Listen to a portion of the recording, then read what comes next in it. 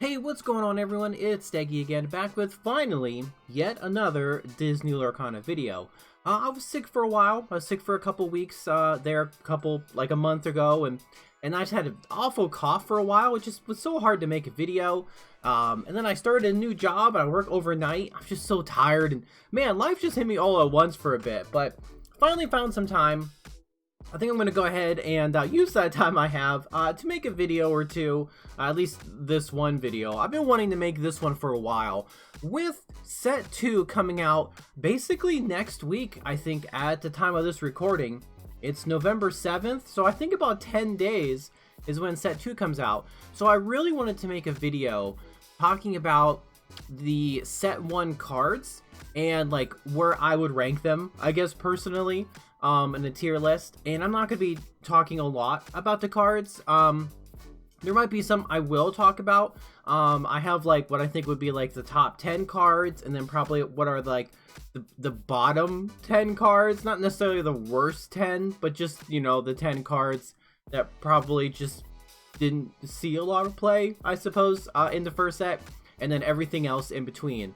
So yeah, tier wise, you know, I just have top of the list. I'm going to put 10 cards up there, and they're going to be what I consider the 10 best cards, you know, of the first set. Then I'm going to have A rank, which are like, you know, obviously, you know, super amazing cards. B rank, which are like, you know, these are okay. They're, you know, they're good cards, they're solid cards. C, which is like, you could probably do better, right? But, you know, they do have a use maybe. And then of course, like, bottom 10, which would be like probably the 10, you know, 10 worst cards or so. But I actually don't really have a bottom 10. I have like 3, maybe 4 cards I know I want to put down there, but otherwise I have no idea what the other ones will be. So as we go through the list, we'll figure it out. Now I am going to try to do this in color order. I had it all nice and sorted, and then when I uploaded it to the tier maker site, it jumbled up a bunch of the colors. So I'm going to hopefully find them as I go through and put them in at least color order. They're not necessarily going to be in like alphabetical order or anything like that. But ideally, I'm going to go from amber, then the amethyst, and then all the way down to, I think steel is the last one. So anyway, we're going to dive right in. I'm not going to give the stats or anything on the cards per se. I'm just going to talk about them because I think at this point, everybody knows what the cards do and, you know, what they cost, if they're inkable or not. So I'll just talk about them and we'll throw them in the tier list. And we'll just go from there. So let's go ahead and dive in. Let's get started. First up, we are going to talk about Ariel on human legs. Ariel she's okay. I don't think she's a terrible card. I'm actually gonna start her off and put her in B. Yeah, she can't sing, which is, I mean, it's a flavor thing. So she can't sing songs, but her stats are pretty impressive. And she's pretty good in limited. I think she's only uncommon, so in a common uncommon deck, she would probably do really well. And she can be healed with like Rapunzel. They share the same cost. But if you put this one down, you know, a turn before, that might be something you can do. I know some people tried to play her in like an Amber Ruby deck, but it might not have worked too well. But I don't think she's like absolutely terrible where she's like a C rank. I'd probably put her on the lower end of B, but you know, I think she's an okay card. I think she's okay. We didn't see her a lot, but limited wise, she's okay. I think that's what's carrying her. Next up, we have Cinderella. I think she's the only one in the set, the 4-cost one. Again, this is another like okay card, probably better in a princess deck.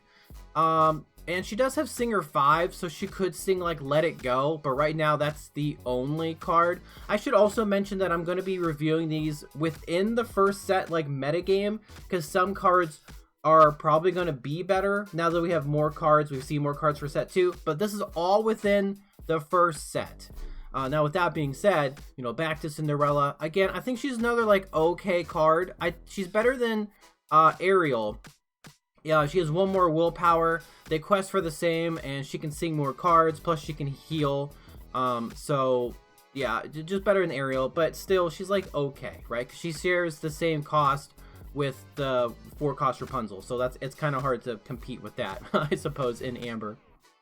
Now, next up, though, we do have the 4-cost Hades. Now, despite him being the same cost as Rapunzel, this guy's really good. I'm going to put him up here in A rank. I think he's an A rank card. Just being able to get a character back from your discard pile is really, really good. If you have 2 of them, you can play one and get the other one back from the discard pile and then kind of loop them that way, which is really cool.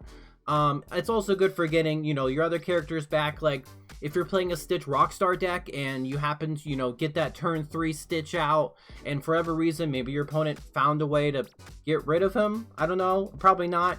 But either way, if he somehow makes it to the discard pile, you can play Hades next turn and just get that Stitch back. So he's just really good. It's a form of card advantage in the sense that, you know, or tempo, I suppose, because you can just keep getting characters back and just keep applying the pressure. Plus, when he hits the board, he can quest or do some challenging or whatever. So really solid card. I know he's not inkable, but you really do need to play him to get your characters back. So definitely an A rank card in the first set metagame. I really like this Hades. Okay, next up, we'll talk about Hey Hey.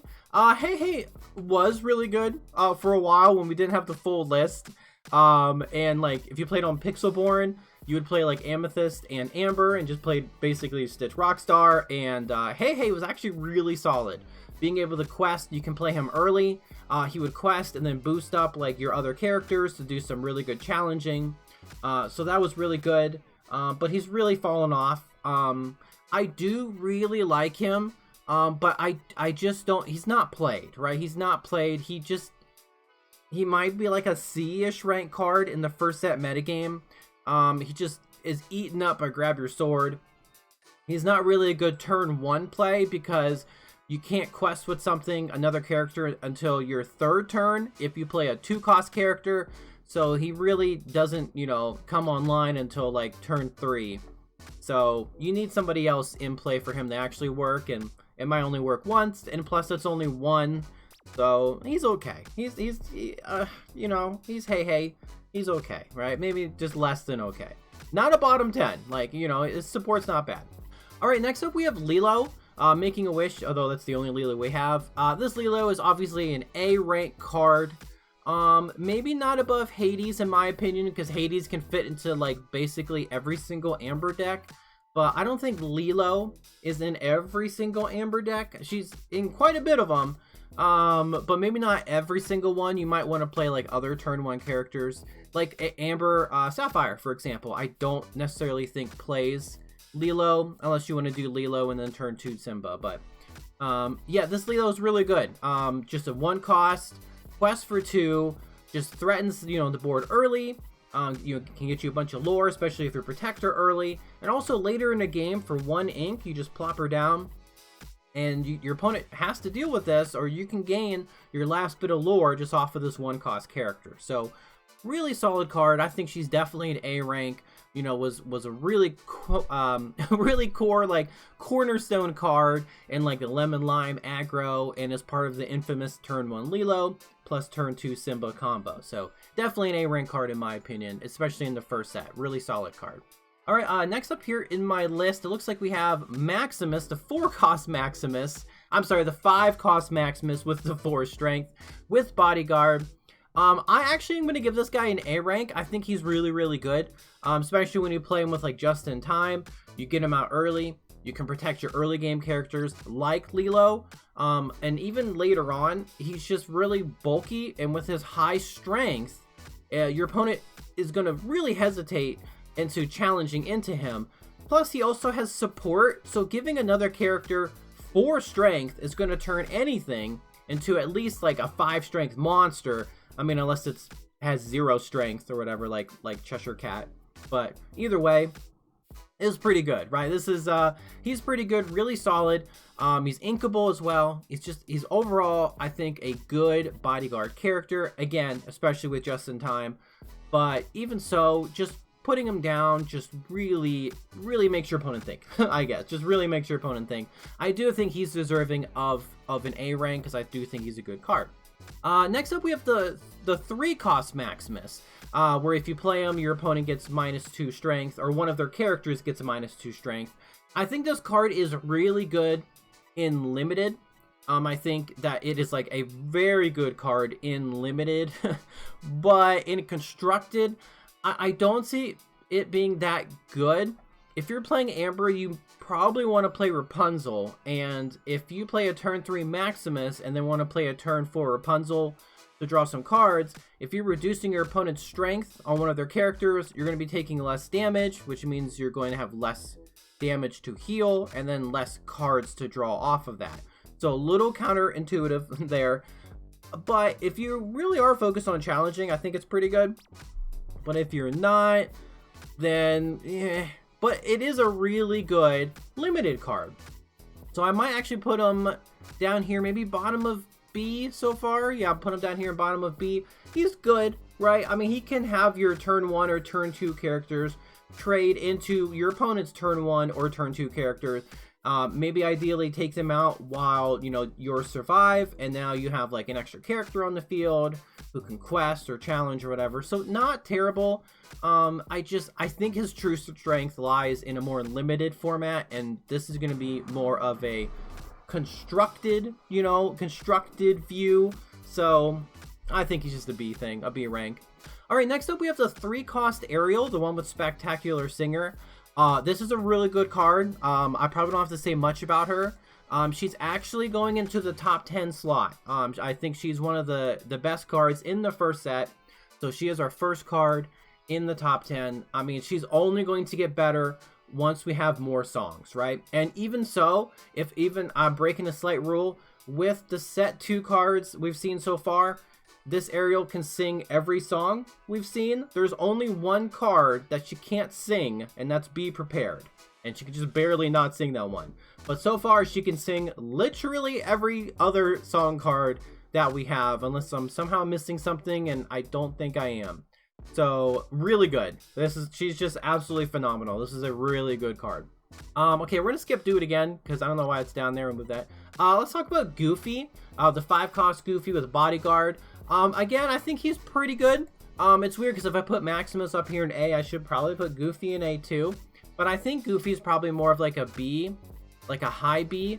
I think Maximus is better because of his higher strength. And, you know, something like a Maui is going to be able to take out both Maximus and Goofy anyway. But at least with Maximus, you can do 4 damage in return. And with Goofy, you can only do 3.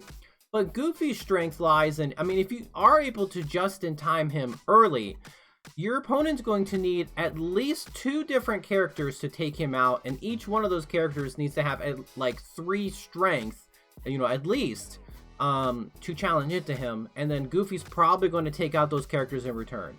So that's pretty good, but Maximus kind of does the same thing, you know, and kind of guarantees you're taking out those characters. Like, Goofy can't take out the wardrobe, for example, but Maximus can. So, but, you know, multiple Goofies, if you play multiple Goofies, they can heal each other, you know, when they come into play. So that's something there, but he's a good bodyguard. He doesn't have support, but he does have that 1 extra willpower, and he does have that come into play heal ability, which might see play sometimes. So I think he's a good card. I think he's a solid B, but in my opinion, I think at the same cost and function, I think Maximus is just a little bit better. Next up, we're going to talk about the Shift Hades. Unfortunately, I don't think the Shift Hades is a very solid card in the first set. I think he's probably more fun in a multiplayer setting, to be honest with you, and I think he could shine more in that regard. Or maybe against, you know, people who aren't playing Be Prepared or Grab Your Sword, or you can kind of amass a small villain army, then you can shift into him and then gain a whole bunch of lore. But outside of that, he's just too costly. And I just don't think he's that strong. If we had a different Hades, maybe like a 5-cost, like Inkable Hades or something, like maybe in Amethyst or whatever, where he can shift on top of, that might be pretty cool. But as of right now, I think he's definitely a C. He has uses. He might be a bottom 10. I don't think he's a bottom 10. But there's really not a lot of cards, in my opinion, that are like really, really bad. Just this guy's just not played, right? It's cool, right? His function is cool. The idea is cool. It's just not that strong right now. And it's just uninkable. But his stats are pretty impressive stats and whatnot, and can quest for a whole lot. But the time will tell if this guy gets better. I think he will with more villains, but right now it's just, I don't think he's that good. I'm putting him. I'm putting him below Hey Hey. Yeah, I'm putting him below Hey Hey. Okay, next up, let's talk about Mickey Mouse. Now, I think this Mickey Mouse is really good. The one in Amber. You can quest for 2, solid stats. I'm actually going to put him up here in A. I think he's actually pretty solid, especially in Constructed. If you're playing Amber, he's not a bad 3 cost, right? His stats are pretty solid for his cost, and he can quest for 2 lore. So your opponent needs to do something about it. They're probably going to lose a character. They might have to, like, use their turn 3 to play like a Rafiki or something, but they're just going to lose that Rafiki, and you still gain your 2 lore. So I think he's pretty good, right? He's just a very nice, vanilla generic card. Actually, I don't know. No, he's not really game changing or whatever. I don't think I'd say A. I will put him. I'll say he's more of like a high B. I like him more than Goofy. I think I do like him more than Goofy. Yeah, not an A rank because I don't think he's like for every deck. Yeah, but definitely a high B in my opinion. I think I really undervalued these like 3 cost characters that can quest for 2 lore, like Kristoff as well. Yeah, this Mickey's pretty good in my opinion. I think he's pretty good. Also really strong and limited. Like really strong. This is a good card. Now speaking of Mickey, let's talk about Minnie Mouse. I really like this Minnie Mouse. She's been one of my favorite cards in the set. Because 1, like I tried the Princess deck for a while, and 2, I'm a big Stitch Rockstar fan, and Minnie has pretty solid stats for her cost. Unfortunately, I think she's overshadowed by Simba, who has the same cost and same stats, but Simba has an ability, and if you're not playing a Princess deck, then Minnie doesn't really, she can't ready herself, right? Doesn't have extra abilities or whatever, but Simba, Simba's still good even in a Princess deck. I don't know. I think Simba's just better. But I don't think Minnie is a terrible card. I think she's, she's okay, right? And it sucks, though, that she is overshadowed by Simba. So I think I will put her, like, top of C. Again, it's just that Simba is just better than this Minnie Mouse, I suppose. If we get more Princess, support or whatever, I know there is that other 2 cost in the second set that gives a +1, strength to your like queens and kings and princes and princesses. I think, I mean, that's the same cost, so I don't know. I think just poor Minnie was just done dirty, I suppose, because you should just play Simba instead. All right, next up, surprisingly, we have Mr. Smee. Not surprisingly he's next up, but surprising that this guy's actually pretty good when you combine him with a turn 4 Rapunzel. His stats are very unique. Being a 3 cost with 2 strength and 5 willpower, he's able to challenge into these 1 cost characters and these 2 cost characters and survive, which means he's going to have damage on him, which can then be healed off with a Rapunzel on your following turn. That's a really good combo, and even in limited, he's pretty solid because it's going to take a bit to take him down with his impressive 5 strength so early into the game. But, I mean, outside of like a turn 3 Mr. Smee and then a turn 4 Rapunzel, he's just kind of okay. So it's weird for me to rank him, but I will say he's kind of like a B. I would rather play probably Maximus more often. I'll do this. I'd rather play Maximus at my 3 cost over Mr. Smee if I had a choice. But obviously, I think Mr. Smee would go much higher up here, maybe like even top of B, if you're doing something like turn 3 Mr. Smee plus a turn 4 Rapunzel. But I am putting him down here like bottom of B because of that combo, right? It is pretty good. It's very solid. It is a good way to draw cards in any sort of Amber deck. So we're going to put him at bottom of B, and I think that might be okay for now. All right, next up we actually have Prince Philip. I don't like Prince Philip. I mean, I really try to make cards work and try to see like the best in cards, but for a set 1 metagame, I honestly think Prince Philip is one of the worst cards in the set. But I do think in the second set he's going to get a lot better. We do have a card that does allow you to challenge ready characters. Yeah, they're both uninkable, Prince Philip and the other card, which is Pick a Fight. But it's still, I think he can challenge into, one of those characters, a higher costed character, and you can take him out that way. Like, take out both characters or whatever. So, that's something, right? That's much better. But set 1, he's just, I don't like him. I don't like him. Your opponent has to already have quested with a character, basically, for you to challenge into them, or else you're going to have to play something like Amethyst, and then Elsa or whatever, and then exert your opponent's characters, and then challenge into them with Prince Philip. Or Prince Philip. I said that so fast. And that's so much work just to remove a character.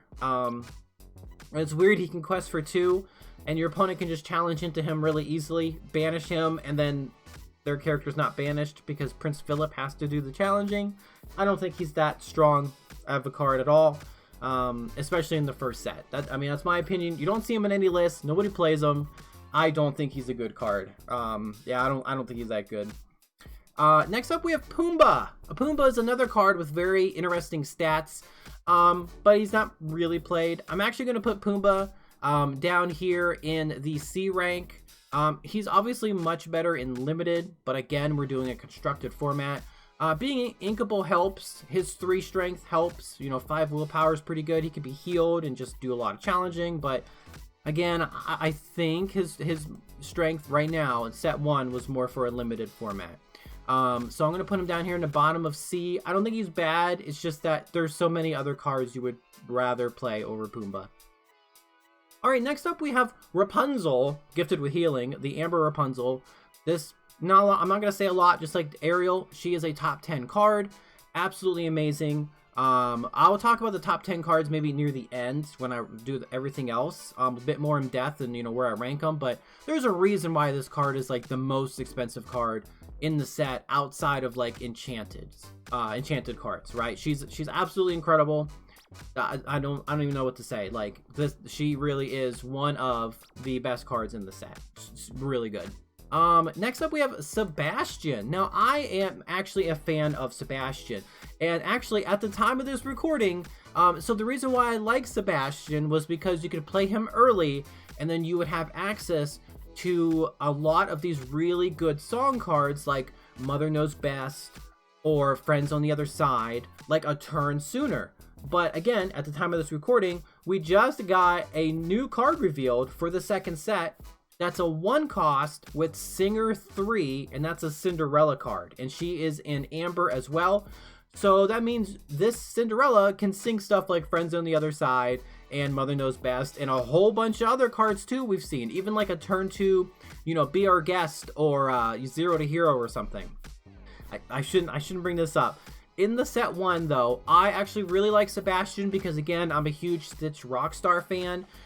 Sebastian works with Stitch Rockstar, plus it was an option for me to have a character who can sing Friends on the Other Side really early. And if I want to play like Emerald, I could play Mother Knows Best, or I could play Be Our Guest or whatever I wanted. I had a character who could do that, right? So it's fun. I really like him. It's sad he's not really seen though. I think he's underutilized. I think he'd be really cool. But I am gonna put him down here in C rank. Unfortunately, I'm putting him. Yeah, I'll put him below Hey Hey. No, I'll put him above Hey Hey because I still think singing and stuff is better. He could still sing, but he's below Minnie.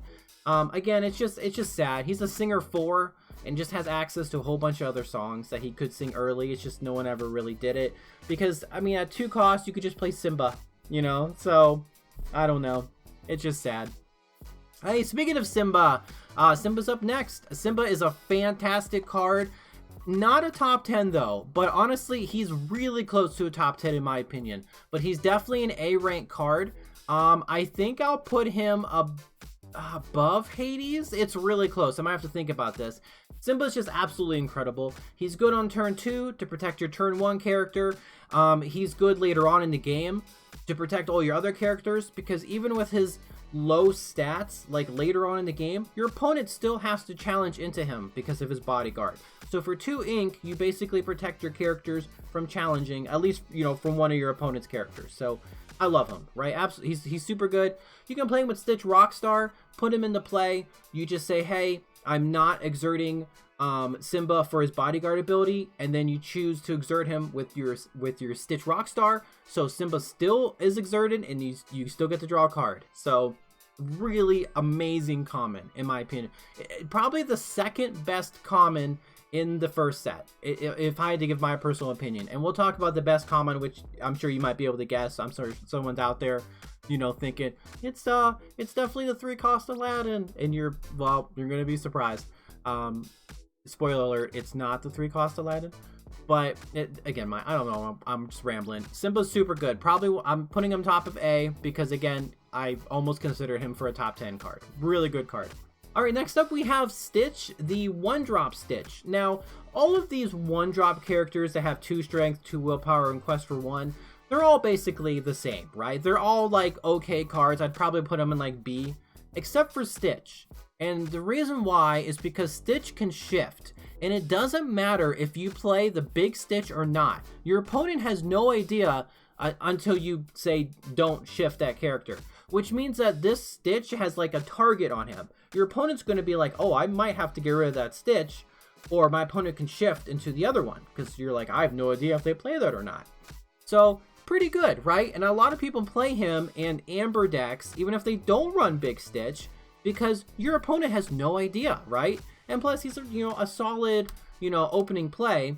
But I think he's better than, the other colors. So if you're playing like Amber and Ruby, for example, you want to play this Stitch over, say, Sergeant Tibbs, because your opponent has no idea if you play Rockstar Stitch. So for that reason, I'm going to put him a little higher in the B rank, probably below Goofy. Yeah, I'm going to put him down here below Goofy. But all the other ones would be like, bottom of B, because, they're inkable and they do their job. And when we get to them, I'll just throw them up there.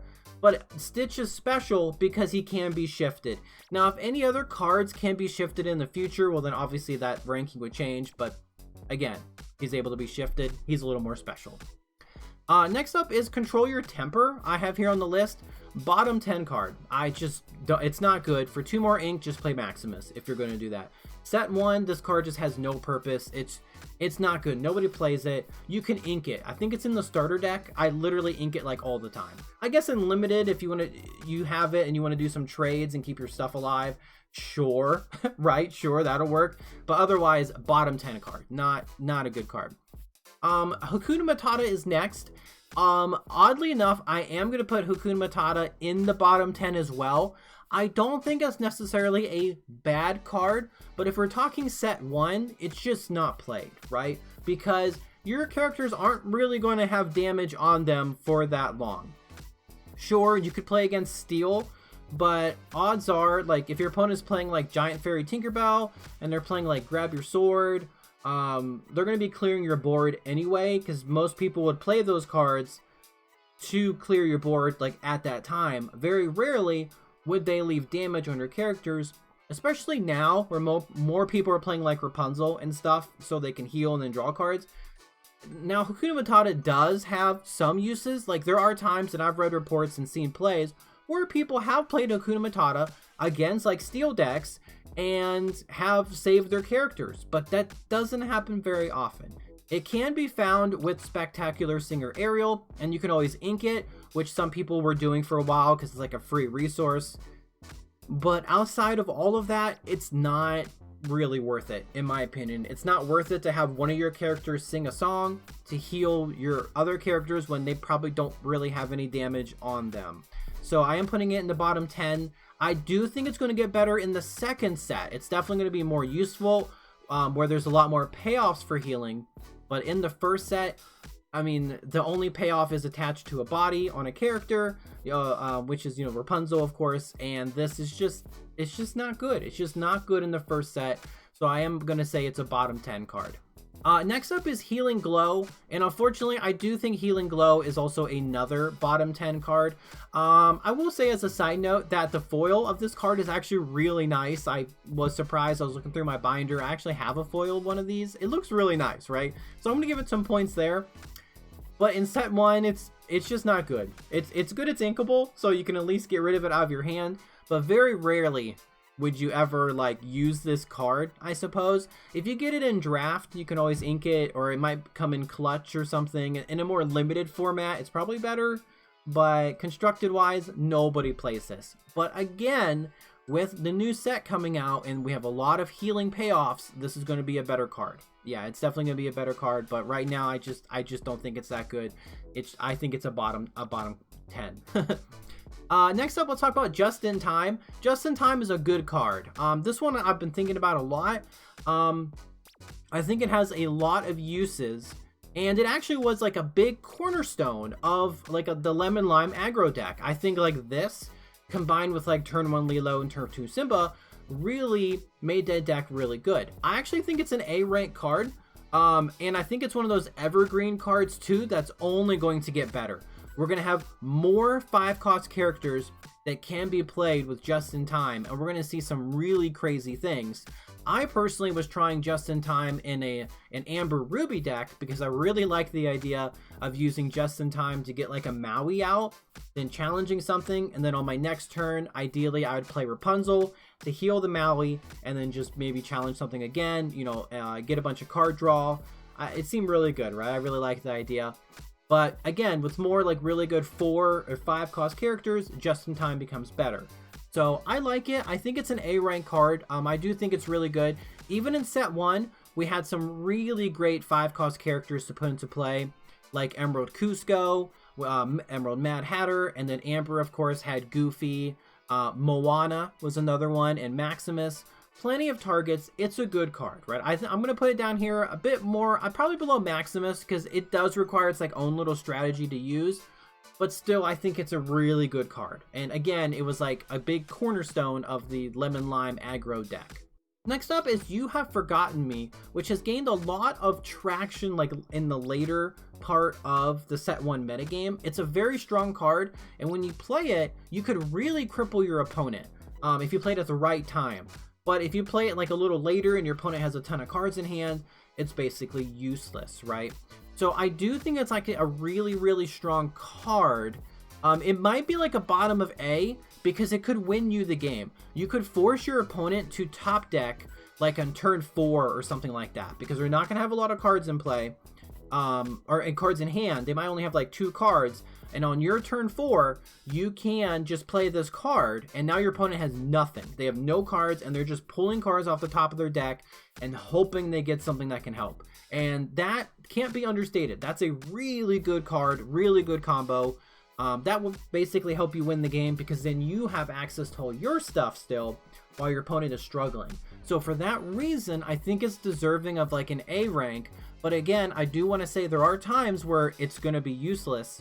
And yeah, you might be able to get 2 cards out of your opponent's hand, but if they're holding like 5, 6, 7 cards, I mean, is that really going to do a lot? You know, you can at least ink the card though. You can at least ink it if you find yourself not using it. But again, you get that one time to, to go off, and that's it. You win the game. So I'm going to say bottom of A right now. I think it's pretty good. Okay, next up, let's talk about Dingle Hopper. So Dingle Hopper is like Healing Glow, but it only heals for 1, and you can keep using it as an item. I actually don't think it's terrible. I don't think it's a bottom 10. I think it's probably better in limited. I think it's probably C rank. I'm gonna put like bottom of C, just because removing that 1 damage continually isn't terrible. I don't think it's that bad. I don't think it's deserving of being one of the worst cards in the set, in my opinion, because you can just keep healing. Whereas Healing Glow is like a one-time, you use it and that's it. You can just put a Dingle Hopper into play and, heal your stuff. It's not that impactful. So, I'll think about it. It still might be a bottom 10. It depends. But right now, it's going to be like the anchor in C rank, where it could possibly be a bottom 10. But I do want to say, like, probably in limited, right? It's a little stronger. But I just like that it can be reused. That's all. I think that because it can be reused as an item, it isn't a bottom 10. I don't know. We're going to stick it there. Next up, we have Lantern. I think Lantern is an A rank card. I think this is actually a really, really good deck. I'm sorry, it's a really, really good card that makes a deck like Stitch Rockstar or something even more deadly, where you can get a turn 3 Stitch Rockstar into play and just start to go ham. It's just really good to get cheaper characters into play as well. Yeah, it does take 2 ink, so you have to devote a little bit of resources early, but the payoff is huge. Also, later in the game as well, you can always play it and just get access to your higher costed characters for a little less. So I think it's an A rank card. I will put it I would put it above. I will put it. Is it above Maximus? I think it is above Maximus. I think it's a really good card. It really enabled like an archetype for a while, which was the Stitch Rockstar, which is what I play. Actually, that's gonna be my thing. And you know, you can play it in like Amber Sapphire to get access to stuff like the Big Stitch sooner, or your Hades sooner, or whatever. You just get discounted characters, right? And you can also exert it to play a one-cost character for free. So it's not bad. That's pretty good. I think it's a good card. Playing characters for cheaper permanently, basically, that's really good. It's deserving of A rank. I think it's a great card. Next up is Ursula's Shell Necklace. This one I'm actually a little sad about because when it first came out, we really liked it. I actually remember on Pixelborn, we were playing like Steel Song. We were doing, you know, Amber and Steel using this card for the card draw. As long as you had one extra ink and you played like Grab Your Sword with this aerial, you can then draw a card, which was pretty good, right? But your deck needs to have a lot of songs and extra ink for this to have like a good payoff. It's not really seen, unfortunately. I feel like it's just overshadowed. You can just do something like Rapunzel or Big Stitch and probably end up, you know, drawing that many cards. I bet in the future, if we have some songs that have like really, really good effects or something, then this will probably be played more. But otherwise, in the set one, it's just not played. I think it's better than Dingle Hopper. I think it's actually one of the worst cards in the set? Because I don't think so, because it's close. It's better than Dingle Hopper. I think it's better. I'm gonna put it down here. It might be one of the bottom 10. Because it's just overshadowed, right? It's like, why would you play this when you could just do other things, type of thing, I guess. So I don't know. I'm gonna think about this. And Dingle Hopper, they might go down here, but we'll see. We're still in Amber. There's a couple other cards scrambled. We got LeFou down here. Somehow he made his way down here. LeFou is a solid card. I think LeFou is okay. Definitely a B rank card. I'm gonna put him probably here below Stitch, but above Cinderella. He's still a good turn 2 play because he can quest for 2 lore. And then you can follow him up with like a turn 3 just in time, put your Maximus down, you know, and protect. You can have a turn 1 Lilo, turn 2 LeFou, turn 3 just in time, put like a Maximus down and just start questing, right? And you can get a whole bunch of lore that way. So really it's the fact that he can quest for 2 lore, which makes him really good, and you can do it really early. So he has an effect, but it's never really used, you know. But he's inkable, quest for 2 lore. I think he's okay. I think he's a solid B, you know, B rank card. He has played, you know, a little bit. Next up, here's Moana. Let's talk about Moana. I think Moana is actually a really strong card. She was really strong for a long time until, well, once we got more stuff. She was like, you know, a cornerstone of the princess deck where, you know, once you quested with her, you can ready up all your other princesses. She's definitely at least a B rank card. Probably below Goofy, maybe? No, I think she's probably better than Goofy. Yeah, because you don't always need the bodyguard, but it can't be understated, like, the 5 cost for a 3, you know, lore character with she has high willpower. You can only have 1 in play, which is unfortunate, and she does combo well with just in time. So if you want to be really aggressive, you could do something like that as well. Is she actually better than yeah, she's probably better than Mickey Mouse, I would say. Yeah, I'll put her atop of B. She was really good for a very long time, and that might be a bit of nostalgia, but I think she has really solid stats. I think she was underplayed a little bit. I think she's a good card. You can always ink her, and just good in princesses, I guess. It's just hard to understate that she has good stats, right? Good stats, quest for 3. I think she's a solid card. Okay, it looks like we need to have, what, 4 or 5? We have Big Stitch, the legendary Stitch, actually, the big Stitch. Surfer Stitch, definitely an A rank card. This guy has definitely gone up. I think he's absolutely phenomenal. I am going to put him, in my opinion, I think he is, yeah, I'll put him 3rd. I think he's below Simba and Hades because there are times where you could not have 2 or more characters in play, and what are you going to do? Are you still going to play them? Whereas the other 2 characters you can play basically all the time because you probably always have a character in your discard, and Simba's just really good. However, this Big Stitch, Surfer Stitch, really good, right? You got 2 characters in play, you get to draw 2 cards. He has impressive stats. He can quest for 2 lore. He can do some challenging if you want. I mean, drawing 2 cards is fantastic, right? In the Amber Sapphire deck, you could ramp into him really early with your, you have your Detective Mickeys, get a couple of those in play. Then you can play this Stitch Rockstar, refill your hands, and you're good to go with all this ink. Really good card, really good card. The Amber Legendaries are just absolutely phenomenal. Definitely an A rank card in my opinion. High A. Like, I almost considered him top 10, but it's conditional. Okay, next up we have Stitch Rockstar. I think Stitch Rockstar is a top 10 card, in my opinion. I think he's just absolutely great. He's been great since we've seen him. He had a whole archetype built around him forever. And even so, like, even now, if you have any 2 or less cost characters in any color, you can play him, right? And he's also like he's going to be like an evergreen character, where when we get more characters with come into play effects or really good effects that cost 2 or less, this Stitch Rockstar is only going to get better.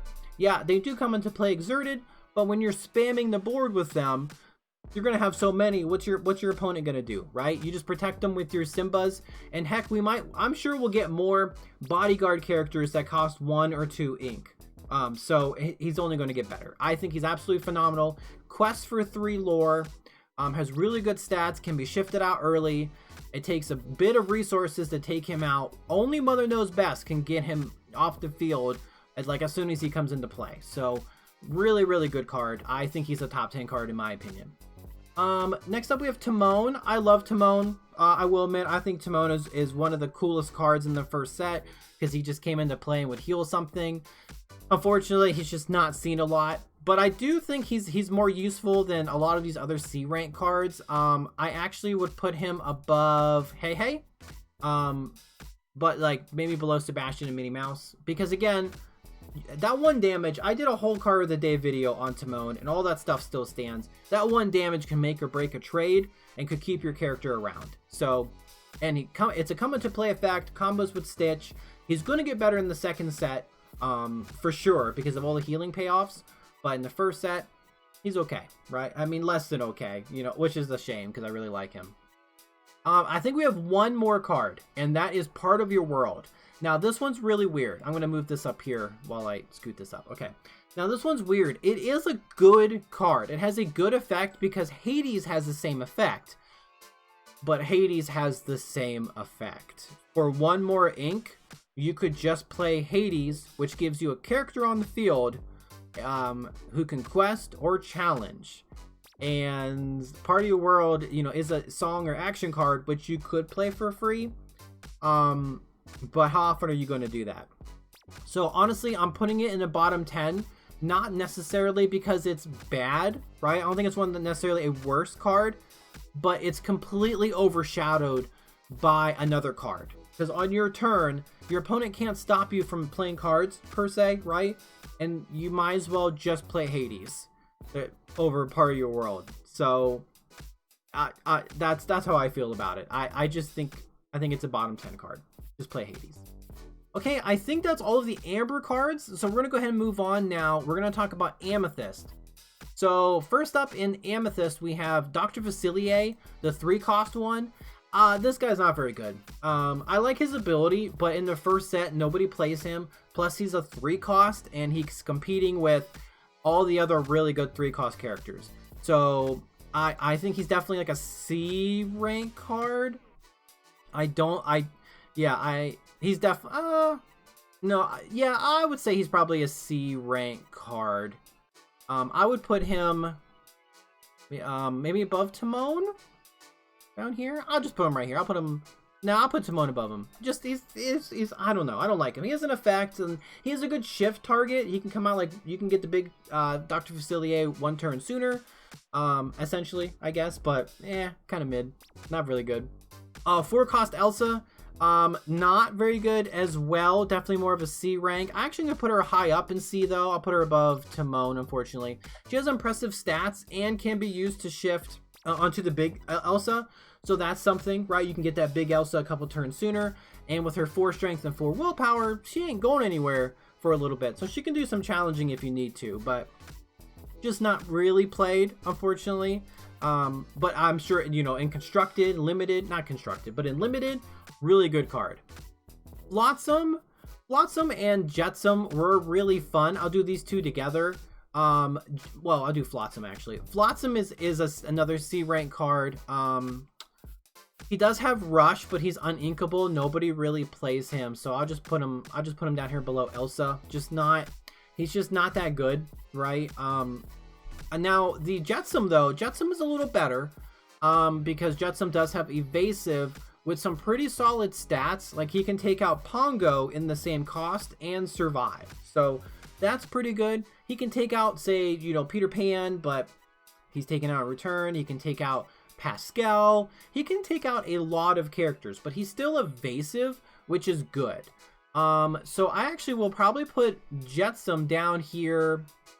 I think he's probably better than Maximus. Yeah, I'll put him down here in the B rank. He's like low B because, again, evasive is good. Not a lot of answers to evasive unless your opponent has evasive or some form of removal. So Jetsam honestly is better than Flotsam, but boy, together, yeah, they're pretty good if you get them together. But I wouldn't play Flotsam. There's just better options. Next up, we have the 4-cost Jafar that can quest for 2 lore, and his strength depends on your hand size. It's not bad. As long as you have like 3 cards in hand, his strength is a little higher than the other Jafar at all times. Plus, he can quest for 2 lore. So if you're playing like an Amethyst deck or Amethyst Ruby control, you can kind of splash this guy in, and he can have some pretty good stats, right? Pretty good stats. Can quest for 2 lore, and your opponent has to be like, oh man, do I want to take this out or not? He's not played a ton, but I definitely think he's like a solid card, right? I think he's better than Ariel because he can sing songs as well. Definitely better than Cinderella too. Definitely better than Cinderella. You know what? Let's talk about the other Jafar while we're talking about it. This guy is the one with Challenger, where he can have 5 strength and 5 willpower on your turn. And I think that's really good. I think that's actually really, really strong. So if you're aiming to do some challenging, like if you need a character in your deck to take out stuff, this would be the guy to do it.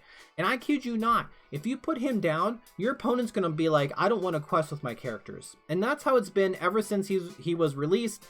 And we had, you know, far less characters that we have now, where it's more limited, I suppose. He's just a powerhouse. I think he's actually really solid, and especially in limited. In limited, the guy is a powerhouse. But I will say, I think he's a B rank card. If Mr. Smee is up here, I think this Jafar should be up here as well. I'll put him down here below Maximus. Again, his stats are really good for his cost on offense, right? So when you're challenging, having 5 strength really early is huge. He can take out like Stitch Rockstar and Aurora and so many other characters. He's just really good. Plus you can heal him with Rapunzel on your following turn, you know, if you want to do that. So just as an option or whatever. I think he's alright. I think he's a solid B in my opinion. Magic Brooms. Magic Brooms are really good for the recursion. I honestly would put them in A rank in the control. I guess it's only in one deck that they have that, but still being able to put a card back into your deck, or you could target one of your opponent's cards that's like not very good, like maybe you took out like their Flounder, no offense to Flounder, but you know they have that 1-cost Flounder, the 1-cost character. Make them shuffle it back into their deck because they might end up drawing it, which isn't really going to help them like later on into the game. So there's something you can do there, but I think it's good. I think Magic Brooms are good, especially when comboed with Mickey Mouse, Wayward Sorcerer, who I'll talk about next here. Obviously we need more brooms. We haven't seen any more brooms in set 2 yet, but in set 1 his stats are okay, right? If I put Ariel up here in B, I think this guy is definitely up here in B as well. I do think he's probably a little better than Cinderella. Is he better than Jafar? No, I'll put him right below Jafar. He's really good with the brooms, where you can, you know, they come into play cheaper, and you can just put him back into your hand as well. He has good stats. He can quest for 2. He's a solid card. Once we see more brooms, he's going to be played a lot more since he makes brooms cost 1 less. So pretty good, right? I think he's an okay card. I think he's solid, like a nice B, right? He's a nice B card. One cost Maleficent. I actually am a big fan of the one cost Maleficent. Again, I'm a big fan of Stitch Rockstar, so being able to put a character into play that can quest for a whole lot and that can let me draw cards off of Stitch Rockstar is really good. So she doesn't have that turn 2 Simba, unfortunately. So when combined, Amethyst needs like a bodyguard, right? But in an Amethyst Amber deck, you could have access to a turn 2 Simba, which literally puts her on the same page as Lilo. But Lilo is better because Lilo is in the same color as Simba, which opens up your second color to be whatever you want, which is why a lot of times people play Emerald, because there's some good stuff there. Because of that, I am going to put Maleficent down here in the B rank, but I am going to put her pretty high because it can't be understated that if you go first and you play Maleficent and your opponent doesn't play anything on their first turn, you're going to get a fair amount of lore off of her. At least 4 lore, maybe more, depending on what your opponent plays or doesn't play. So I think she's solid for a 1-drop for sure. Next up, another 1-drop is Pascal. I love Pascal. I think he's a really, really strong 1-drop. And if you play a turn 1 Pascal followed by a turn 2 Pascal, you're going to get 2 lore a turn forever. They're just going to give each other evasive until your opponent like clears the board or has targeted removal. But it feels really bad to play like Dragonfire on a Pascal or Let It Go on a Pascal because you just can't target it, right? So for that reason, I think he's a solid B. I think he's a really good card. I'm going to put him above Maleficent just because he can survive longer than the turn 1 Maleficent, I suppose. And again, if you get a couple of them into play, really good. Pascal is just a solid turn 1 play for Amethyst. Next up is Sven. I love Sven. Who doesn't love Sven? But he's kind of a meh card. If he quested for 1 more lore, you know, or if he had the same stats as like Kronk or something, that would be great. But he doesn't. He is a limited powerhouse, but unfortunately, he's just not a very good card. I will put him, I think Pumbaa's honestly better. I mean, he is a nice payoff.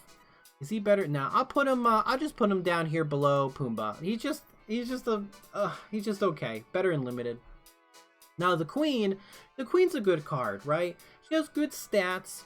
She's a good 5-drop for Amethyst. And she can be exerted. She can exert herself, I say, to draw a card. She can only quest for 1 lore. So basically her whole purpose is to just exert herself to draw a card.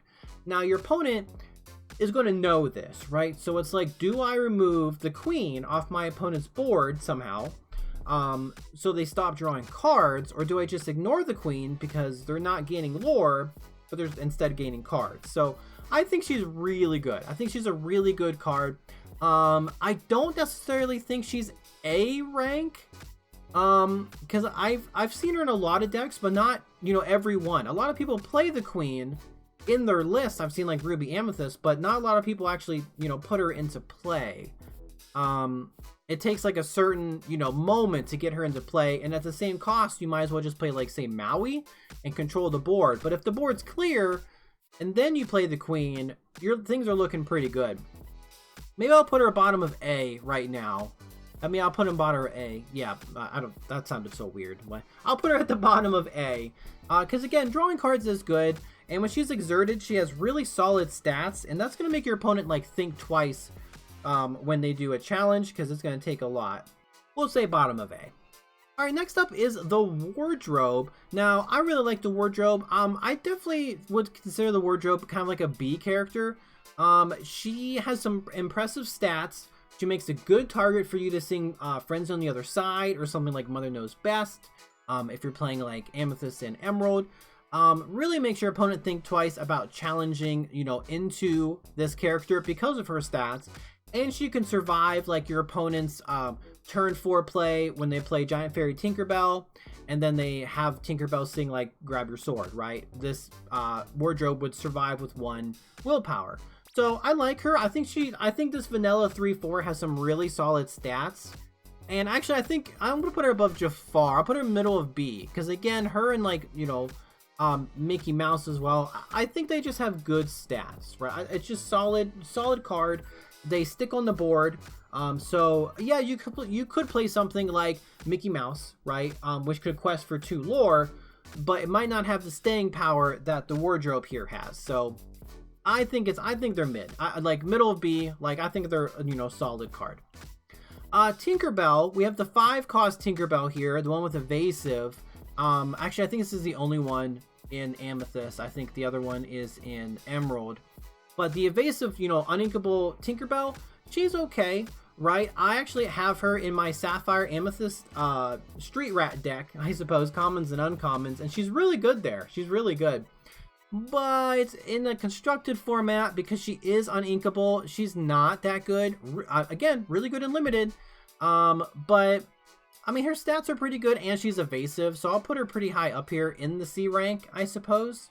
And she can buff Peter Pan, so, and we do have a Peter Pan, so that's something as well, I guess. But kind of a C rank card, just not really played, really in any sort of constructed format. Looks like next up here we have Befuddle. Again, my list is all over the place.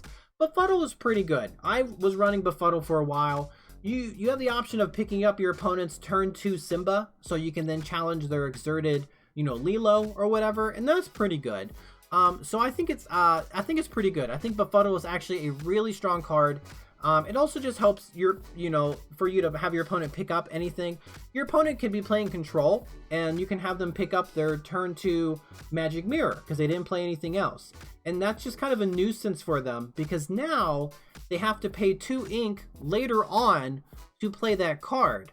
But they might have other things, like maybe on their turn 3 they were going to play Maleficent, or they're going to play Friends on the Other Side or something. But now they're like, well, shoot. Now I have to figure out when I can play my Magic Mirror, and that kind of sets them back a little bit.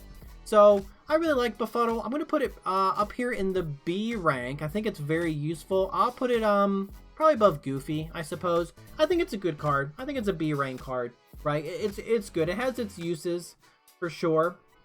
Can also target your own stuff as well to get that recursion going, which might be a fun set 2 thing, which, you know, we see a lot of bounce mechanics for set 2, but in set 1, I think it was a nice, like, solid B card. Next up is Freeze. Freeze isn't terrible, right? You just exert, you know, a character, and then you can challenge them. So it definitely has a use, right? It's just, it wasn't played, but I think it could have been. Is it one of the worst cards? It just wasn't played a lot. I don't think it is one of the worst. I will put it down here below Sven, because exerting an opponent's character just to be able to challenge it is pretty good, right? That's pretty good. And I think the fact that it's just uninkable, which is very unfortunate, meant it just wasn't played a lot. But, you know, in a Ruby Amethyst deck, you could exert something and then have your Maui challenge into it. So there's something there. But I think it's definitely like bottom of C. It definitely has uses. I don't think it's a terrible card, though. Friends on the Other Side. Friends on the Other Side is a top 10 card. Surprisingly, I think it's a top 10 card.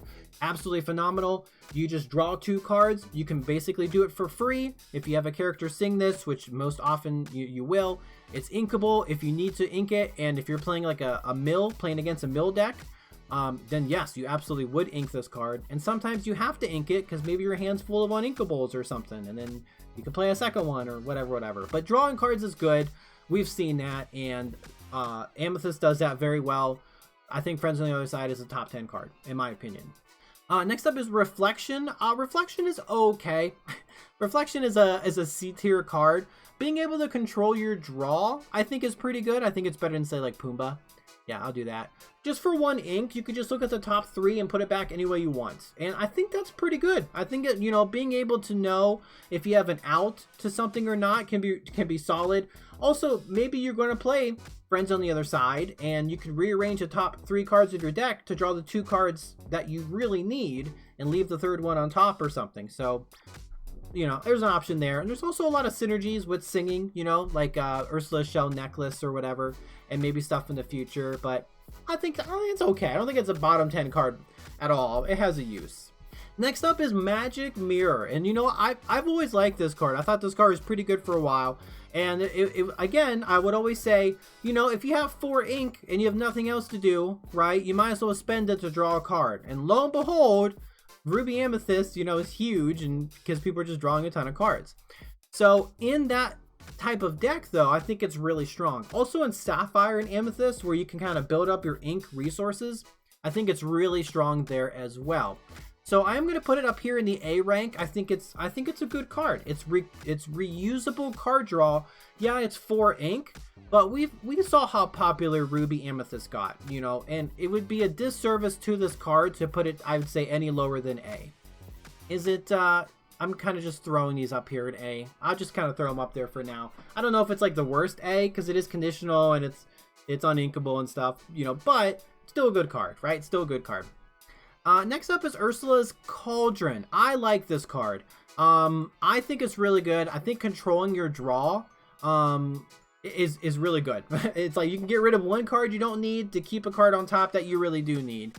So it's definitely really good. Is it for every deck? I think Amethyst should highly consider playing this card, in my opinion. It's only 2 ink. It is uninkable. But I mean, early on in the game, you probably would rather play characters, but later on in the game, it definitely helps. But you could also do something like just reflection and just organize your cards for the one time. So I'm gonna say it's a B rank card, but it's a really high B. Probably maybe above Moana. Yeah, probably above Moana. It's a good card. I think it's a good card. Maybe not A for every single deck, but we did see in Ruby Amethyst that it's played quite a bit. Is it on the A? I think, do I value the card draw over the Cauldron? Maybe I'll make the Cauldron the king of B right now. Because at least Magic Mirror can be used in Sapphire Amethyst when you have a bunch of ink, but Cauldron maybe not. I'm not sure. We'll leave it there at the top of B and we'll circle back. Alright, we got some other cards hiding down here. Here's the 2-cost Dr. Facilier. I think this one's okay. I think this one's a B rank card. I'll put him... do I put him above the Doctor? Maybe above Cinderella. I'll put him above Cinderella.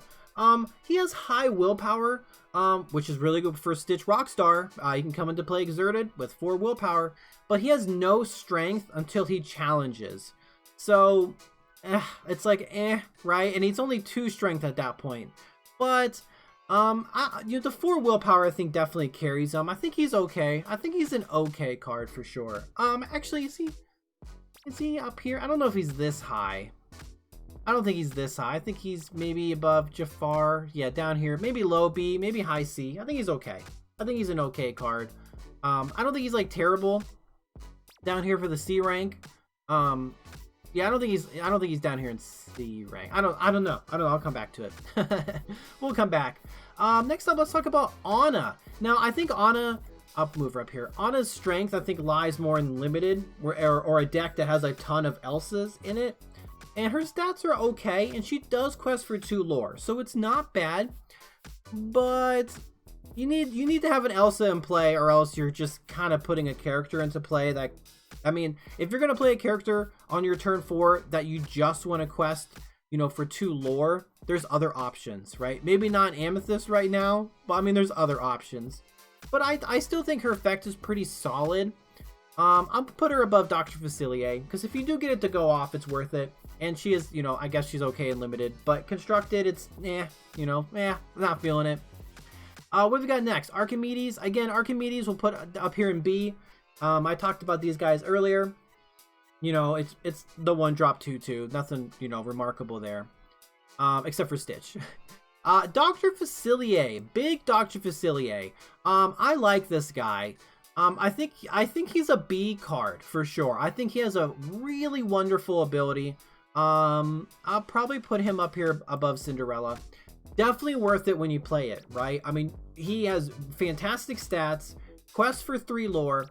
Your opponent has to focus him, or your other characters are just going to go right back to your hand. So you can also play him and then do challenges and then get your other characters back into your hand. So really handy. Maybe not for, you know, every single deck, but I like him, right? I think he's a good card who has a good effect.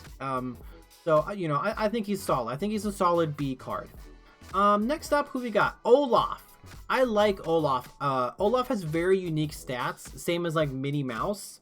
But you know, in purple or Amethyst, and we've seen Olaf. We had him forever, right? Olaf is one of the first cards we've seen. I think that he is a solid B card. Again, also in Amethyst Emerald, because of his unique stats, you could play a turn 1 Olaf, and then turn 2 you play Megara, turning Olaf into a 3 strength, 3 willpower monster that'll take out literally anything your opponent has, right? So that's pretty cool, and he'll probably survive unless your opponent has like Gaston or something, right? But I like him. I like him a lot in, you know, for a 1-drop for Amethyst. But I will put him, I'll just throw him up here in, probably not better than Stitch. I just, middle of B, right? Again, unique stats, combos well, you know, with Megara and stuff. So pretty good. We have a couple more, I think. Oh, we have a few more. 3-cost Elsa. I think 3-cost Elsa is up here in like the B rank. She was played quite a bit where you could do something, you know, you play your turn 3 Elsa, and then you on turn 4, you could play like a Rafiki or a Zeus or something, and you exert your Elsa, exert one of your opponent's characters that's, you know, readied up, and then Elsa can take out that character. Or not Elsa, but, you know, your rush character. And it was really good for control, because as long as you had an Elsa in play, plus a couple other characters, no matter what your opponent played, Elsa would just exert it, right? And then you would take it out with your other characters, and then you would just quest. So it's still really strong, but she is competing, you know, with other 3-cost characters in Amethyst. And we have stuff like Rafiki, and we have 3-cost Maleficent, and the Wardrobe. She's still a good card. I'm definitely putting her up here in the B rank. I'll put her high B, probably below the Wardrobe. Yeah, she's still a good card, right? I think she's still good. And also a shift target for the big, big Elsa. Oh, and you know what? Speaking of big Elsa, she is next. This is a fantastic card. Top 10 card of the first set, in my opinion. You play her on turn 8 because you want to play her a little later into the game. If you do play her on turn 6, you're still going to get a good effect off, but your opponent might not have the really big threats into play yet. On turn 8, you play her, you lock down your opponent's, like, you know, 2 biggest characters, and now they can't quest for a turn, and you're good to go. Or you can play your turn 7 big Aladdin, followed by turn 8 Elsa, and now the Aladdin can challenge into an exerted character, and you know, they're taken out, you get some lore, your opponent loses lore. This is a really good card. She is really good, and because her effect is when she's played, your opponent can't stop it. Now, they might be able to play around it by having like ward or something, but she's a monster. Absolutely a top 10 card. Really, really good card in the first set. Next up, a really good card, 3-cost Maleficent. She is an A rank card for sure. I'm going to put her up here, maybe at the top of A, honestly. Really, really good card. I mean, turn 3 Maleficent, followed by a turn 4, having her sing Frenzy on the Other Side. It's such an iconic combo. It's really good. Just drawing cards, getting a body on the field. She's a fantastic card. Plus, she's inkable if you ever need to ink her. So, no downsides. You know, really good card. Next up is Marshmallow. I really liked Marshmallow, but I realized that Marshmallow was really good when we didn't have all the cards or in a more limited format, right? So in limited, this guy is an absolute powerhouse. I'm refusing to say that he is a bottom 10 card. He is not a bottom 10 card. He definitely is a C rank card. I don't think he's terrible because, again, I still think Pocket Watch plus Marshmallow is a fun combo. And I think that's a fun, you know, removal type thing. So I'm going to put him down here in C. He has good stats and he can come right back to your hand. And I know Dr. Facilier would make any of your characters come back to your hand, but you can just play Marshmallow and not have to worry about the Dr. Facilier line. So he's fun, and that's what I like about him. He's fun, he's cool. I don't think he's a bottom 10 though. All right, next up is Rafiki. Rafiki is an A rank card, absolutely phenomenal. I think I'll put him, do I put him above Simba? He's a high A for sure.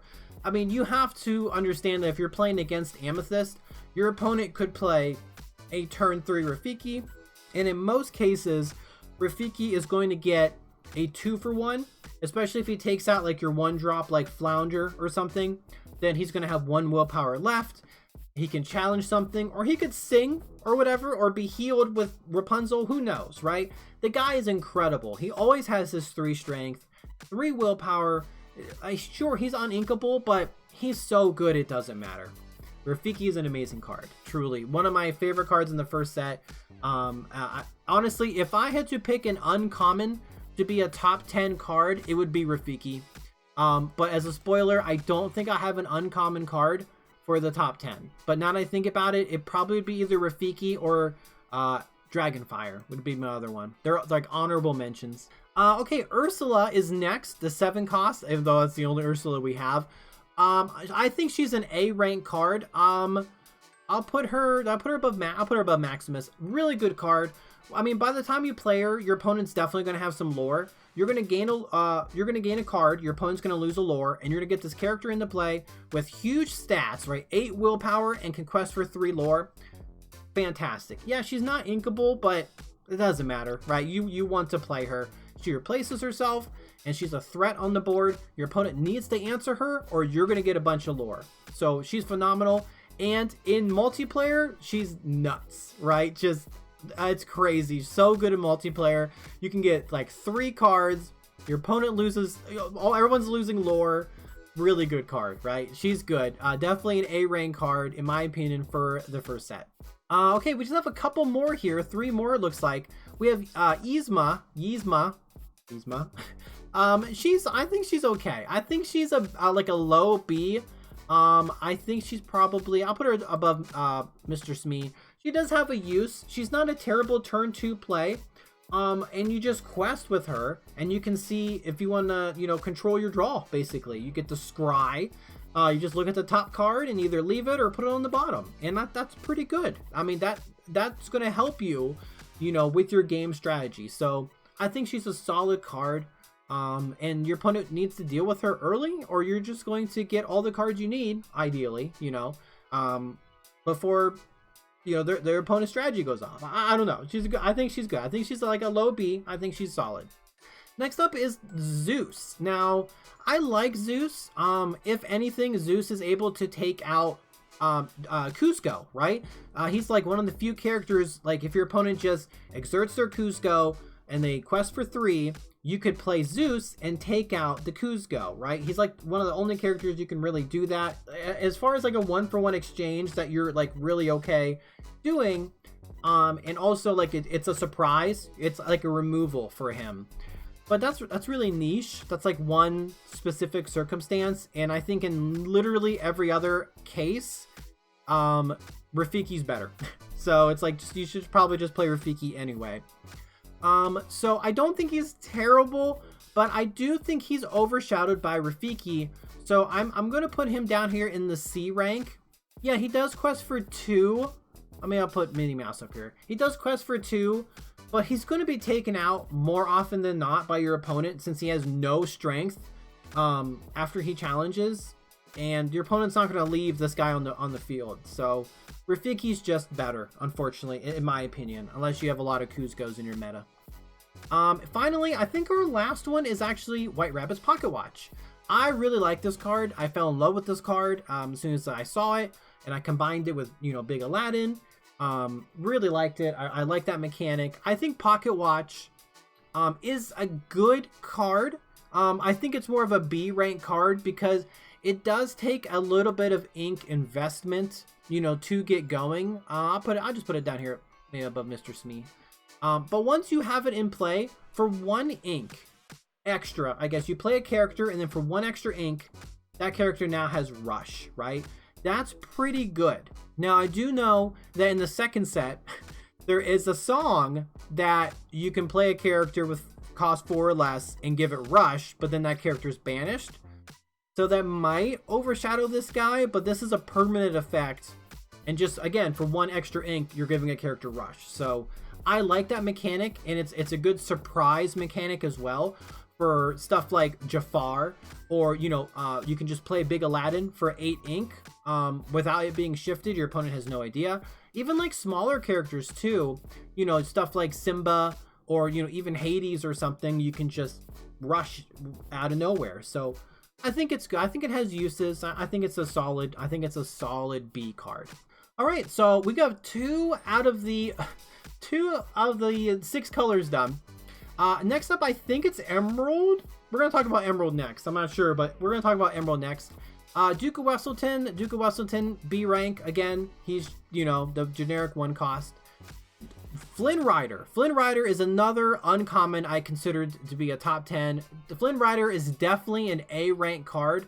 I'm going to put him above Lantern. He needs an answer, right?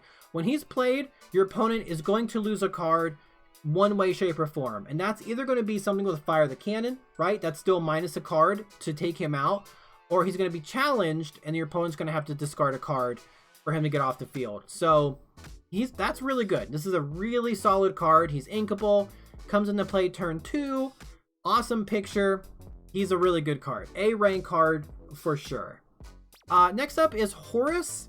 Horus is very interesting, but I don't think he's that good. I don't think he's that good at all. I'm going to put him definitely down here in the C rank, way down here, probably below Sven. He is inkable, and he has very interesting stats, which would make him a, you know, really good in limited, but I don't think he's that good.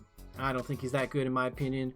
Iago, I think is a decent card. But he is 3 ink, and again, there's a lot of really good 3 ink cards. So he does compete in that slot. However, he has a really fantastic effect. It's like the Beast is Mine, but you can keep using it. Just shutting down one of your opponent's characters, you know, by giving it Reckless for a turn is really good. And if you have other characters in play, like even a bodyguard character or something like that, this might be better. But he's not really played, unfortunately. So he's definitely a C rank card, but I can definitely see his ability, you know, being useful. I'll put him down here below Timon, I guess. I'm still a big fan of Timon, maybe above Timon. Yeah, he's okay, right? He's okay. He has his uses. Now, next up is Jukiba. I love this guy. I really do. What's really sad is he's completely overshadowed by a set 2 card. There's it was a Vivian, I forget her name, but there's a card with literally the same stats, but with 1 extra strength. So it's 5 cost with 5 strength, 5 willpower, quest for 2. And it's an Emerald. So this guy's completely, you know, outclassed, which is sad. But in the first set, really good limited card. But he's a good, like, budget, you know, card if you don't have, like, Kuzco. I didn't have Kuzco, so I was actually playing this guy for a while. He's okay. Better than Iago. I'd put him high C. He's inkable. You know, he's good stats, I guess. He's Jumba. He's alright, right? He's alright. Mother Gothel. Mother Gothel has a very interesting effect. I actually really like her. Because as soon as she is exerted, your opponent has to challenge her or remove her off the field before they can quest. And I think that's a really strong ability. So I think she's a B rank card for sure. I'm going to put her probably below Dr. Facilier. It's a strong card. It's not come into play effect, but once you play her, your opponent needs to do something or their characters aren't going to quest on their following turn. You might be able to accelerate getting her into play sooner as well. Maybe you can play Sapphire and even just putting a couple extra ink into play, then playing Mother Gothel, have her keep questing, and your opponent's going to have to figure out something to get rid of her. But really great effect. I think she's a solid card. I think she's a solid B. Do It Again is a very interesting effect. The fact that it's not inkable that sucks. It does suck. But getting actions back from the discard pile is really good, and it does make the Emerald Steel like mill deck a bit more viable. That actually is a deck that can do really well. But outside of that one specific deck, it's just not really played. So I think this is kind of like a C rank card. But I'm gonna put it kind of low, maybe above Pumbaa or something. It's okay. You know, it's just an okay. It's just an action as well. It's not a song or anything. So, you know, once we get like more actions, yeah, sure, this might be good. But, Peter Pan, 3 cost Peter Pan. Not that we have. Oh, we do have another Peter Pan actually. The Emerald Peter Pan. This guy's pretty good. If you need a 3 cost with evasive, this is your go-to guy. So I think he's a solid card. I'll put him up here in B. Maybe below. I'll put him below Jetsam. he's okay. You know, if you prefer the evasiveness of your turn 3 play in Emerald, you know, this is the guy to go to, right? You want him over the cat, or you want him over like Steamboat Mickey or something. Yeah, you go for it. He's going to get you a fair amount of lore, I guess, if your opponent can't deal with him. Plus, he's inkable, so if you don't need him, just throw him into your ink. But I think he's okay. I think he's honestly a solid Emerald card.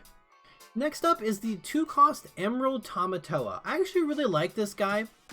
He has very interesting stats, and I actually really liked playing Emerald and Amber with Stitch Rockstar, and this was one of the cards I would use, you know, to get him into play because, well, I put him into play and exert him with Stitch Rockstar because he has really solid stats for a 2-cost. With his 4 willpower, that's going to take a little bit of effort for your opponent to take out with a challenge or whatever.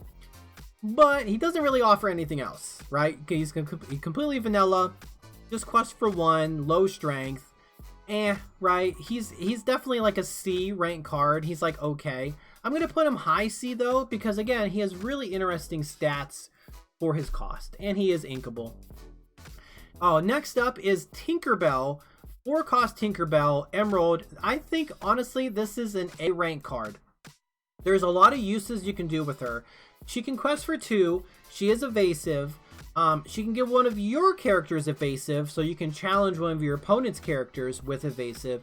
But you can also target your opponent's bodyguard characters to give them evasive, which then allows your characters to challenge other characters, since they can't challenge the bodyguard character because then it has evasive. So that's a fun little combo there.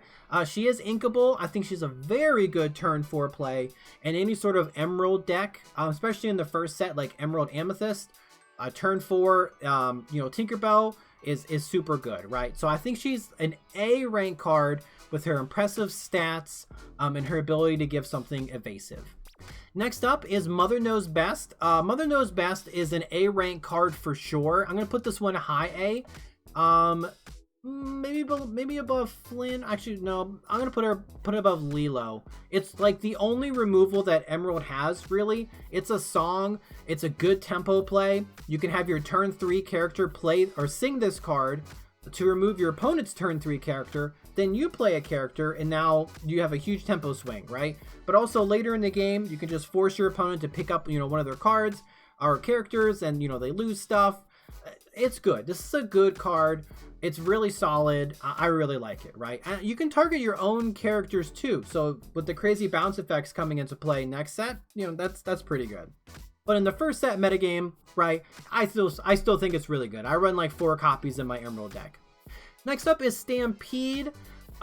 This one is, Stampede might be one of the worst 10. Maybe I should add something down there. It's just, I don't think it's that good. Like, I honestly don't think it's that good at all. Definitely in a limited format, but in constructed, I mean, if you're playing Emerald Steel, you could, you know, shift your Giant Fairy Tinkerbell and then deal 2 damage to something with Stampede. But at that point, you might as well just play Fire the Cannons. So I don't know. I don't know. I'm not feeling it in the first set. I think it's one of the worst cards in my opinion.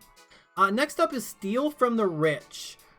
This one's weird, right? I think this is a pretty subpar card in my opinion, but I don't necessarily think it's like the worst. I don't think it's the bottom 10. It's weird because I actually have my cards next to me, and it's actually sitting here. It could help you come back, right? It does cost a whole heck of a lot. It actually might be. Like, why would you play this card? I don't know. It might be one of the worst cards in the set, honestly.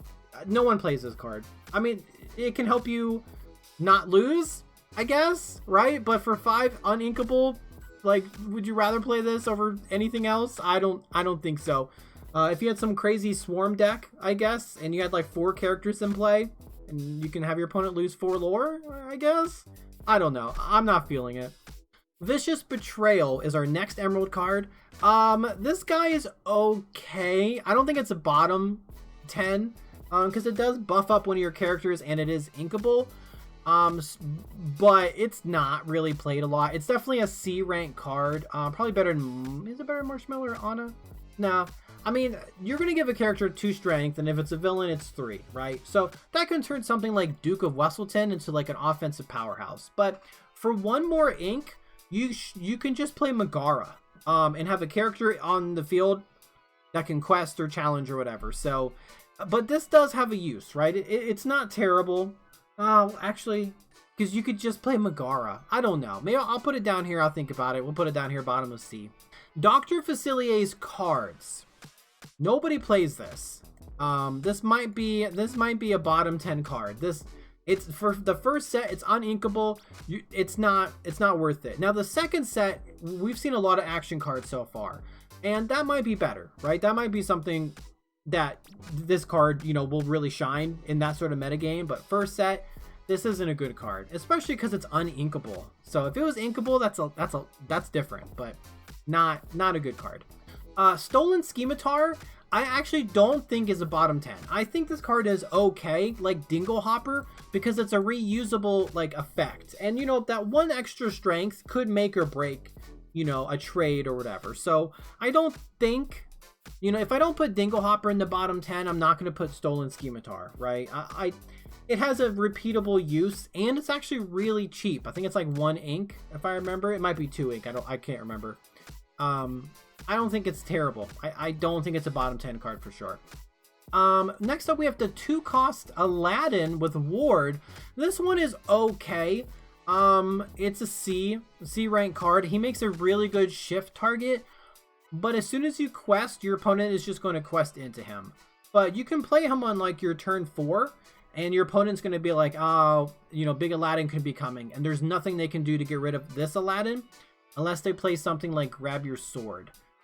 So I think he's not terrible, probably better than Iago. I'll put him down here in mid C. He's okay, right? Ward can be useful for shifting, but otherwise, he has the same stats as a 1 cost, so he's kind of mid. Next up is the legendary Beast card. This guy's the 4/4 with Rush, but he costs 5, but he does exert all of your opponent's damage characters, so that can be useful. But I don't really think he's played a lot. I really tried to make him work, but in the 5-cost slot, you're competing with stuff like Mad Hatter and Kuzco and whatever, other color you're playing, they're 5 slots. So I'd rather play Rafiki, honestly, if I want a rush character. But he's not terrible. I do think he's probably a high C, in my opinion, because he's like Zeus, but he keeps the 4 strength. So, and he does exert damage characters, but that's not going to happen a ton, I suppose, because stuff's either healed of its damage with Rapunzel, or they just are banished because of the trade. So I don't know. I'm going to say high C. He's okay, right? He's okay. Next up is Cheshire Cat. I love this guy. I just call him the Cat. In my opinion, I think the Cat is an A rank card. I think he's really high up here. Better than You Have Forgotten Me. He can't win the game, so I'll put him above Magic Mirror. I really do think the Cat is a phenomenal card. Your opponent has to basically either lose a card with Dragonfire or Let It Go, or they have to challenge into him with the character to get him off the field, but then they also lose that character. Plus, this guy can quest for 2 lore, and he's able to sing Mother Knows Best and Friends on the Other Side, right? So I like him a lot. I think he's a very, very good card, and all you do is quest with him, and your opponent has to deal with it, but they're going to lose a character. Solid card. I really like him. I think he's an A rank card. Next up is Cruella de Vil. Now, Cruella de Vil, I really thought would see more play than she did, because bouncing is, just getting a character off the field is usually really good.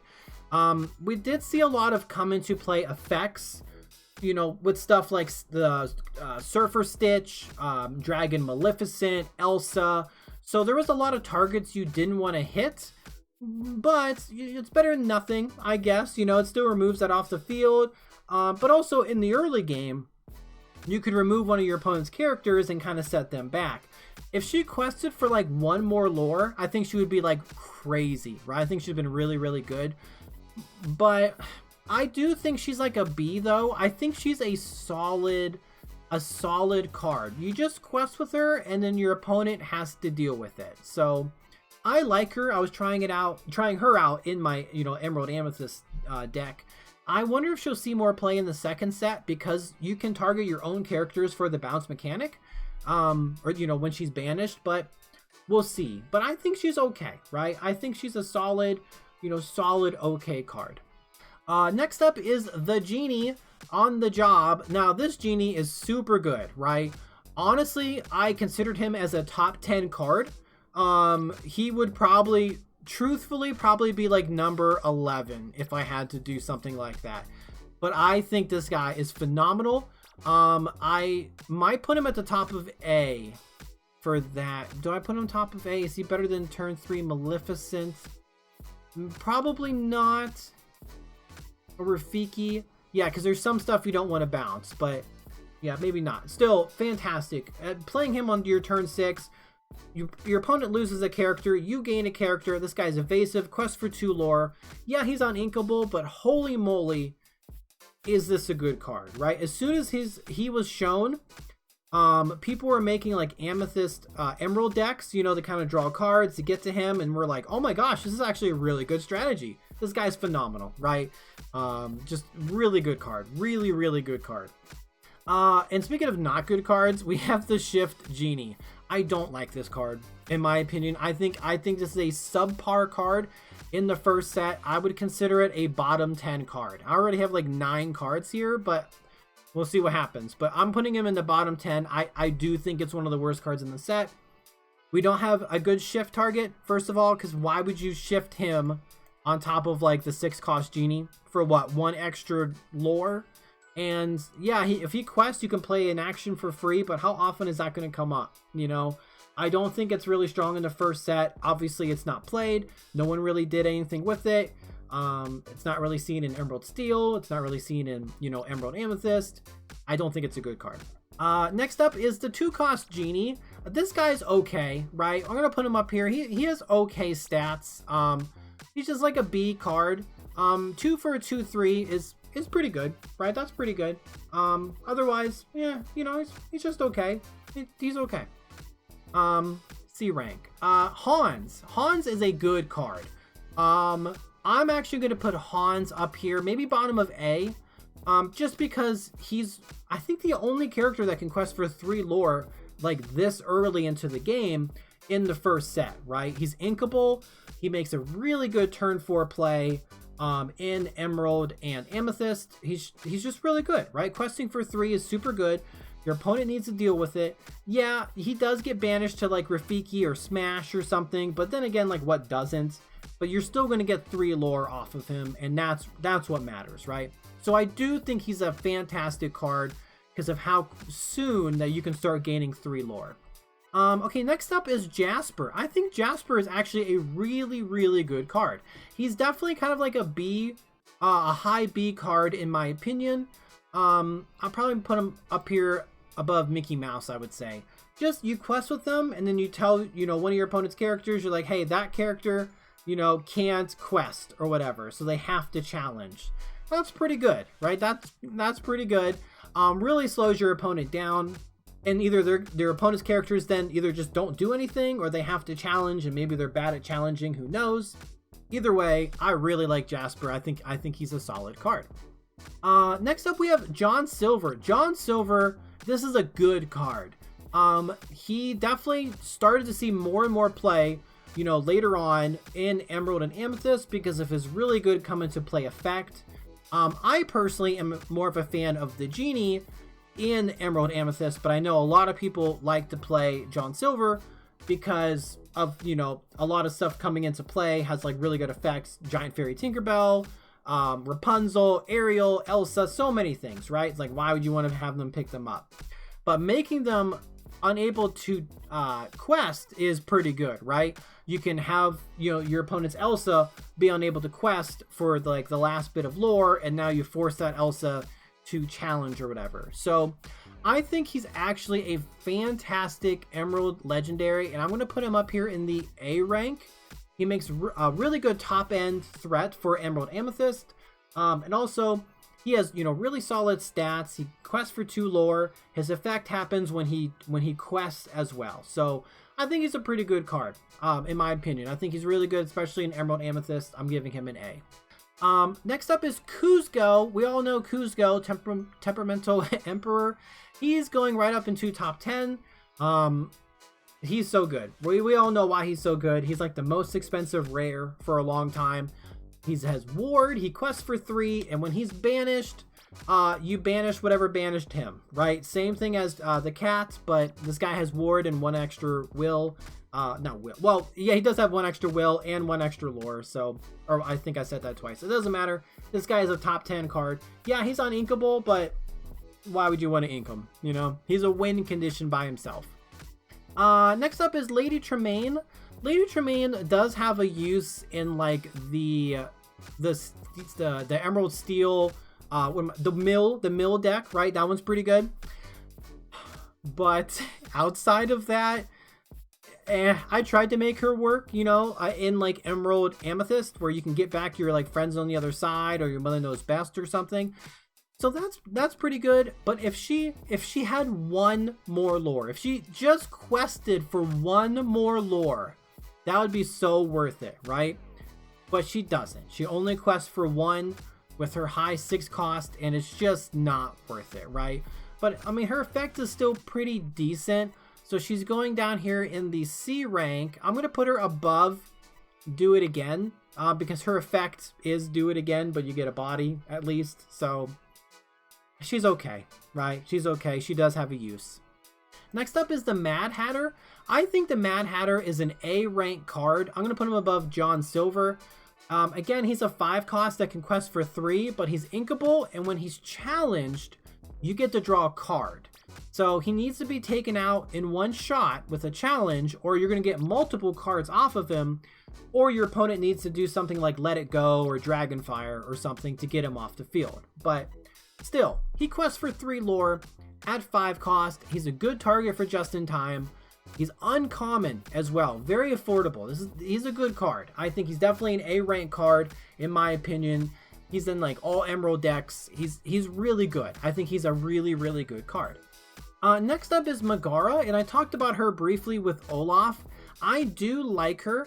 I think she's a B rank just to start, because she does turn your turn 1 character into, you know, a more offensive threat, and that could take out like your opponent's turn 2 Simba, and that's something to consider. And even later on in the game, giving something 2 strength can make or break a trade. A Maui, for example, can now challenge into Ursula and take out the Ursula because Megara gives the extra 2 strength to the Maui, which turns him into 8 strength, and you know that's enough to take out the Ursula. So I think she's pretty good. I'm gonna put her up here, maybe above. I'll put her above Maximus. A solid B card, right? Definitely a solid turn 2 play for any Emerald deck, especially if you have several turn 1 characters. Especially like Olaf, right? Olaf's a good target. All right, next up we have Mickey Mouse Artful Rogue. This guy wasn't played a lot, unfortunately, like not really at all, but I don't think he's terrible. He has pretty good stats and a pretty good ability. But again, he's not really played a lot, so I'm going to put him down here in the C rank, maybe above, somewhere around, yeah, I'll put him down here in C. Just, I think he's going to get better next set when we have more 1-cost actions that let you like do something minor and then draw a card. So he's a bit more disruptive, but as of right now, like in the first set, he's just not really played. He's just not that good. All right, next up is actually Mickey Mouse, the 3-cost Mickey Mouse in Emerald, and he's gonna go right up here with the wardrobe. Again, he's like another option if you are playing Emerald. He is another 3-cost. You could either do something like Peter Pan, who has evasive, or you can do Mickey Mouse, who has higher willpower, or you can do something like the cat, who can quest for more lore but has no strength, right? And then, you know, but has a cool effect. So there's several options there, but I do think he's a solid card, right? If the wardrobe's up here, so is Mickey Mouse. He's a good target to sing songs, and he just has good stats. So he's solid, right? He's a solid B in my eyes. Next up is Sudden Chill. Now, Sudden Chill, I think, is an okay card in the first set. In the second set, this card's going to be much better. But first set, it's okay, right? It's an okay card.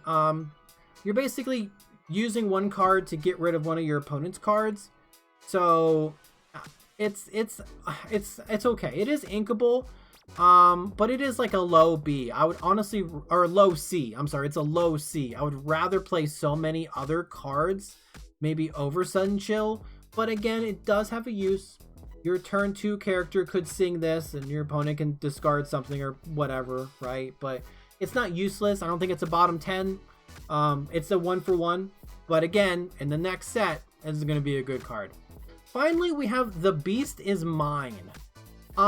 This is another C rank card in my eyes. It's useful, but it's probably better just to play Iago, where you get a more reusable effect than, say, The Beast Is Mine. I mean, giving something reckless for a turn is fine. That's pretty good. We've seen that with like John Silver, but John Silver can do it like when he's played and also when he quests. Iago can do it every time he quests, and The Beast Is Mine just does it the one time you play it. So, I think it's okay though. It's not bad. Probably better in limited, but not in constructed in my eyes.